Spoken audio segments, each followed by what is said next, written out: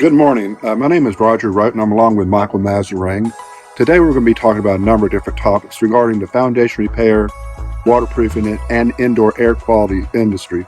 To tell you a little bit about myself, I've got over 27 years in the industry experience. I've got building experience from the banking industry, from building banks and banking services, and spent a number of years at NC State in Raleigh and Appalachian State in Boone. So this is Michael Mazarang. Well, thank you, Roger. And again, my name's Michael Mazarang, and Roger and I have stayed pretty close over the last 10 to 15 years. We've worked with different companies in the industry. I've been in the industry for almost 25 years, worked with a number of companies, as well as a geotechnical engineering firm. So I've been introduced to a lot of different applications and means as far as waterproofing, drainage, foundation repairs, structural wood repairs, and so forth. So we would like to talk in depth about the industry today, and we're hoping that this conversation will help you to understand the industry, as well as give you the tools to be able to choose the proper contractor and network professionals required to handle your project. We look forward to talking about that with you today. Hope you enjoy this conversation. Thank you.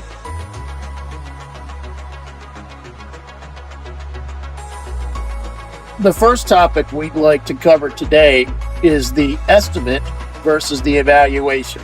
When you're getting an estimate at your house for one of these complicated repairs, whether it's floor leveling or foundation repair, maybe it's for a mold remediation, or any of these other trades that are heavily influenced by franchisees. There is a big difference between the estimate and the evaluation, and it's often bundled into the same function. And one of the first things that happens is the questionnaire. Roger, tell me about your experience, because you've worked with some of these companies that rely heavily on these questionnaires. Well, thank you. The thing is, the industry by itself has it's a tawdry reputation. Most contractors, as a rule, pick your industry. It's not the greatest reputation of these contractors. So they've gotten very clever. Some of these contractors got very clever in a questionnaire, which you think, okay, questionnaire is important because what's my name? Who am I? What's my address? What's my phone number and email? Yeah, that's all important. But the real thing the questionnaire is doing is to lead you to a predetermined outcome based upon what that contractor wants you to actually purchase from them. In other words, it's not really what's in your best interest. It's the questionnaire actually leads the customer. It's very cleverly written to lead the customer to a determination that's really in the contractor's best interest.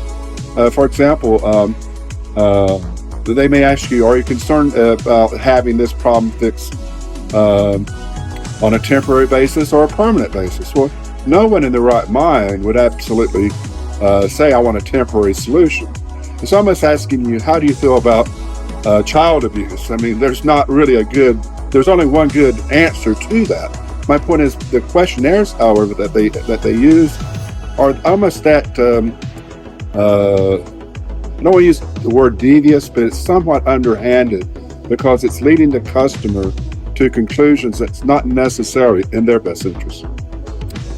Okay, thanks for that insight, Roger. I know you've worked for a company for quite a long time that relies heavily on those tactics. So if you have any questions about qualifications or how these companies qualify customers very subtly, and it's done in the field with the consultant or the salesperson. It's not done on the incoming phone call into the call center. So if you want to understand more about that, we can have a separate conversation. You can call us at the phone number down at the bottom of your screen, or get on our website, and we'll talk more about questionnaires in a one-on-one phone call, and we'll be glad to answer those questions before we set an appointment to hopefully come see you or at your home.